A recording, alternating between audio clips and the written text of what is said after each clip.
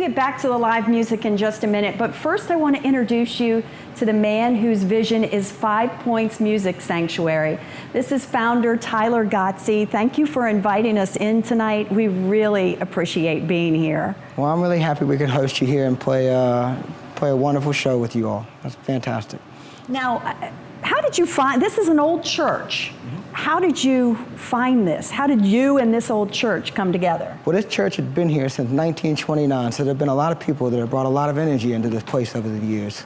I first started working with this back in late 2013, 14, had a couple of events here, and then it had a bunch of different uses in the meantime. It was a yoga studio, it was a sort of an event space, it was a contractor's office. And I remember I was working at the Roanoke Valley Allegheny Regional Commission. Fantastic group of people, fantastic job. And I saw the building went up for sale, and a month later it went up for a contract. And I felt like there was this moment that sort of just ran away from me. This opportunity, these ideas that I have here aren't something that just manifested overnight. They're things that have simmered and come to fruition over the many years that I've been around. You know, a lot of this didn't really come to fruition until I had my first son. I have 2 children, both are deaf.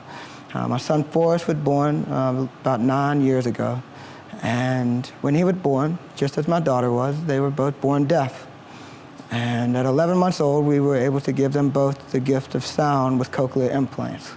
It's that gift of sound that serves as an inspiration for everything you see here. Here we celebrate sound, we embrace it, and we pursue it. But we don't just do that through shows that bring people together. Rather, we use our shows as a platform to talk about programs and fun programs like music therapy and hearing loss advocacy. And so when this space became available, as the contract sign was up there, my heart dropped. And I had this whole vision that I felt like was going to go away, and it wasn't going to happen. And when the contract fell through, I knew at that moment that I had to take a chance. And I put in my notice at work, and about 3 years later, here I am today, doing what I do. But when we talk about the power of sound, it's a much more innate concept on the other end of the spectrum. I go back to when we turned on my son's ears, and he was 11 months old, and my wife leaned over, and the very first words were, "I love you." Now, these are words that have been said to me thousands of times throughout my life, but up until then, it never hit me like that day. It was emotional and mental and physical, spiritual. And at its core, that's exactly what we talk about when we talk about the power of sound.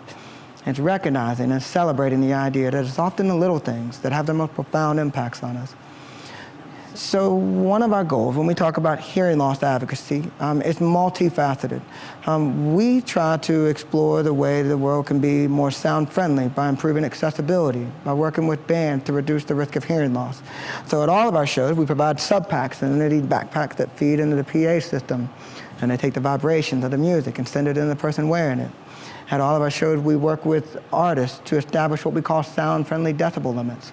And these are zones, more or less, that we try to hone an artist in on, so that when you come to a show, you should never walk away with your ears hurting. And we're very conscious about that. At all of our shows, we provide free ear protection for everybody that comes. How do you choose your music that you bring in? Great question. I look for artists and musicians that can share and understanding and recognizing just how lucky it is to be able to do what we do, to be where we are. And in so doing, you find some artists that are more engaged in it and some artists that are less engaged in it. At the end of the day, I would venture to say that almost 99% of every artist that's come in here has fallen in love with what we do. They share in the common vision of what we do. And when you bring that together with the fantastic audiences that we have, you get these moments that we chase. Moments like tonight. And thank you so much for inviting us in. Let's take it back to the floorboards now, live.